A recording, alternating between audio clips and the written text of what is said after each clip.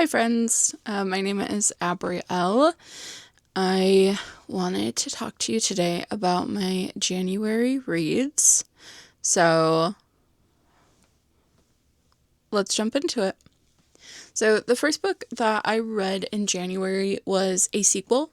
Now this book is called A Pirate's Life for Tea. It is the sequel to You Can't Spell Treason Without Tea. So this is the book. I got it from Waterstones. I love it. It's beautiful. So essentially, the setup in the first book is following Kianth and Rhaena between their love story and coming together, and then things happen, and the things that happen in that book continue on in this book to where you are finding out more about the world that they live in, how things are structured, and they go on a quest to find something that has been missing. And during this quest, they meet a pirate, and they meet a constable type person, and there is a correlation between those two that Kianth and Rhaena explore and try to play matchmaker, let's say. And it's just a really fun, cozy book. There are things in it that happen that you wouldn't necessarily think, oh, cozy, but it's very, slow and methodically paced to where it's just a good ride. It's a lot of fun, and you really just enjoy the time that you spend in the world with these characters. You might at times be frustrated with the book. I know I was, because I was like, I understand this one character more than the other, so why doesn't this other character just pull their stuff together and get with the program? And it makes sense why they took time to dive through the relationship and perspective of both characters. But yeah, there were some times where I was shouting at the book, but I mean, I think that isn't a testament to it being good when I am more vocally inclined towards it. In this book, I gave a 4.25 stars. The second book that I read, I don't own. I listened to it through my library, and that was Heated Rivalry. Now, I know Heated Rivalry has had a huge surge in people rereading the books or reading them for the first time, like myself, because of the show that came out. I read Game Changers first, and then I watched the show, and then I read Heated Rivalry, and I absolutely adored the show. I loved the way that everything was done. The acting between the two, between Connie Story and Hudson Williams, was absolutely phenomenal. And I think having watched that first made me appreciate the bits of the book that you don't get in the show more. I really love the way that Rachel Reed wrote their story, and you felt the tension between coming out, being accepted, being loved, along with the heartache of never being good enough for your family too, from Ilya's perspective, and then having to be that golden boy that everybody relies on, and you can't disappoint your parents, you can't let them down, and that's really what Shane was feeling, while also trying to figure out how to be true to yourself. And I think it was really well done. I really enjoyed it. You do get a little bit more at the end of the book than you do in the first season of Heated Rivalry, which I enjoyed because it gave me a little bit more context of Shane's friends, and like how their life may continue on. And that just honestly makes me excited to continue reading this series. I think it's 6 out so far, and she's coming out with a 7th. So I'm really excited to continue, and really excited to watch season 2 of Heated Rivalry. Jacob Tierney. I think it'll be great. Yeah. But I do know I can't read a romance after a romance after a romance. I have to break things up. So I'll probably finish the series by the end of the year or the beginning of next year. But yeah, that was Heated Rivalry. Super good. Highly recommend checking it out from your library or picking it up at a local bookshop. Heated Rivalry, I gave 4 stars. And then the next book that I read was actually my favorite book in January, and that was Two Twisted Crowns. So, Two Twisted Crowns is a duology that is written by Rachel Gillig, and it is called the Shepherd King duology. The first book I have here as well, that one is called One Dark Window. This is honestly the best romantasy that I have read so far. It just had some beautiful writing, and it had such a captivating, dark, gothic, mysterious world that just pulled you in. It was so beautiful. I honestly had been putting this series off for a while because I don't know. I think I was kind of burnt out on romantasy there for a while in 2025, and I picked these up at a library sale and was very excited to get them, but then they just sat on my shelf till finally I picked up One Dark Window at the end of the year of 2025 and read it and was like, this is not at all what I expected. It was just so creepy in the best way and compelling, and the Providence cards, the way that the Providence cards are handled, that magic system is utter perfection.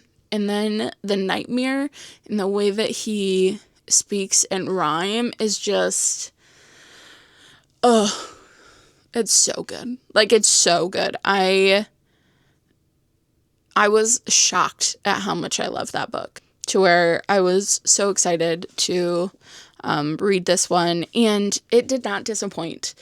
It honestly, book 1 ended in a cliffhanger, so I was like, I need to get into book 2, and I did wait a little bit, but because I had some library holds come through at the end of the year, but I jumped in, and it just was fast paced since the first page, and you're just going, and you're like doing this political intrigue with the main host of characters, like Elsbeth and Raven, and Elm and Jesper, and even Ione, who is Elsbeth's cousin. Her story arc, she's not even she's maybe kind of a main character, but she's like number 6 of main characters. But she is one of my favorite like redemption arcs throughout the book. It's phenomenal. The way that she is written, the way that her life interacts with the Providence cards, and like what she does. It was just fantastic. So I don't want to give away a lot of what happens in Two Twisted Crowns because it is the conclusion, and I want you to enjoy it, but definitely pick it up if you love like gothic atmosphere, if you want a ending that you're not sure if it's going to be happy or not. And in all honesty, depending on how you look at it, the ending wasn't exactly what I expected or what I would have wished for, but I think it was perfect for the characters. And I rarely feel that strongly. And you will just, hopefully, if you're like me, will fall in love with the characters and be so astounded and hypnotized by the magic system and the world building of it. And yes, cannot recommend it enough. That one on my reading tracker, I gave a 4.8, so rounded up to a 5-star. The next book I read is a graphic novel by Vera Brosgol. It is called Be Prepared.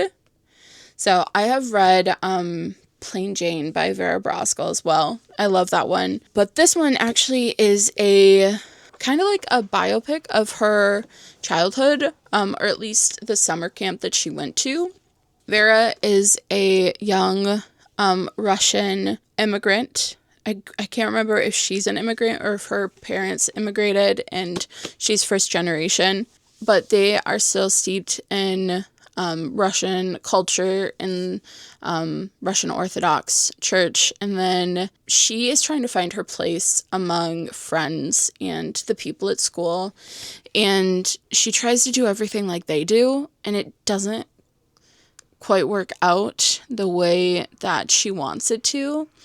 And then she realizes that they all go to camp, and her life would be so much better if she got to go to camp too, just like everybody else. That is how she'll finally fit in. And then she goes and ends up really not enjoying camp. And she is going through all of these different trials with trying to make friends and be accepted while being the youngest one in the older girls' side of camp. And she makes some mistakes, and people aren't always kind, but she ends up really figuring out what matters to her and having fun. And then my favorite part is they play Capture the Flag. The boys always win, and at the end, Vera does some stuff, so she wins. So she gets to pick a punishment for the boys, and it is poetic. If you read this, it's a very quick read. It's very cute, and I recommend it. I gave this one 3.75 stars. So, yes, and that was Be Prepared. And then, the next book that I read was A Tempest of Tea. So this is by Hafsa Fazl, and it is phenomenal. This was my second favorite book from January, behind Two Twisted Crowns, and it's basically a story about they're not like mobsters, they're like a crime syndicate. Yeah, like Arthi is a young woman who essentially has established herself as the kingpin of this criminal circle. And not only does she run this crime syndicate, she owns a legal functioning tea shop that also serves as a vampire tea shop at night, where you can safely get what vampires need to drink, so that way they're not out harming people and things like that. And she turns a pretty penny during this. And this is a book that just really hit it's a heist book where she pulls together a ragtag team of people that she trusts and people that she doesn't trust. And you're finding out more about her, about the society, a little bit about the vampires, and about the magic in it. And the magic kind of sneaks up on you, at least it did on me, but it was such a good book. So well done. It's YA, so perfect for, I think, everybody. But there are some times when you are unsure as to what Arthi is doing and why. And then you have her complex background that you learn more about as it goes through the book. And at least for me, I just ended up falling more in love with her and her story and what she's going through. And the same with her best friend and basically adopted brother, Jin. He is fantastic and his story is great. And then they have all of their friends and their ragtag group. But it is a multi-POV story, which is not always my favorite, but I think it was really well done. Every character, I think, brought a real perspective to the story. None of them felt the same. They're all very well fleshed out characters. So I think that if you like heists, if you like vampires, if you like yearning, I think you would like this book. I gave it 4.5 stars. And then last but certainly not least, I read volume 13, 14, and 15 of Lumberjanes. I have a special edition which has all of those volumes in it. So let's see if it will focus on it. There we go.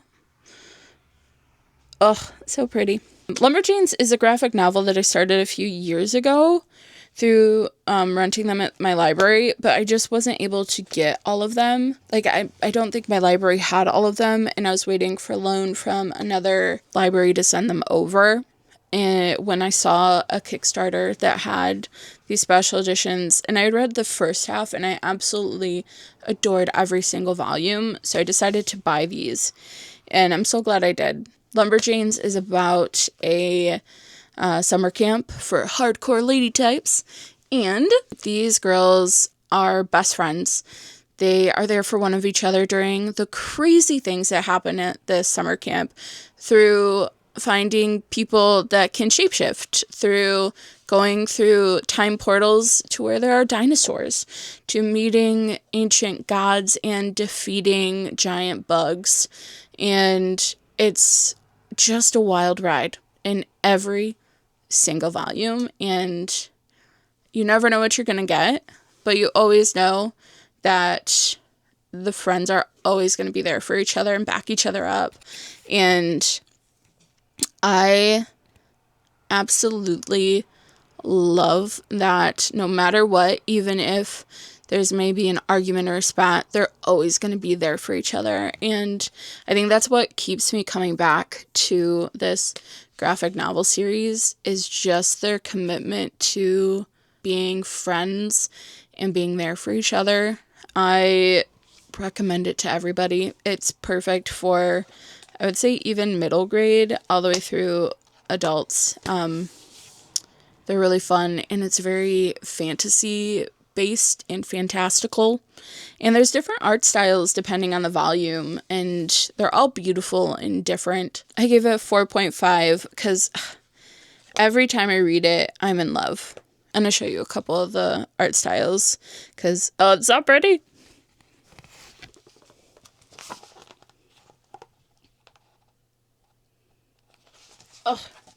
And then there's another. I mean, there's a lot in here that are beautiful, but there's one in particular that I think is just so fun and cute. This one's a good one. But there's one, it's This is a Lumberjanes bookmark. See the little cat?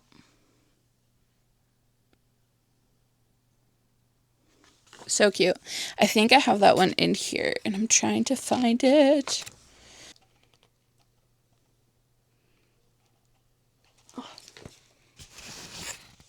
So yeah, the artwork, I absolutely adore it.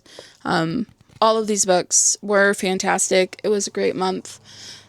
I'm so excited for February and the hopefully wonderful books I read. Hopefully it's a good month with no DNFs. But yeah, I just want to say thank you for taking some time out of your day to spend with me to chat about books. If you have any recommendations for new books based off the ones that I suggested today, I would love for you to let me know. And if you've read these books and also love them, yeah, let me know in the comments. Okay. Thanks. Bye, y'all.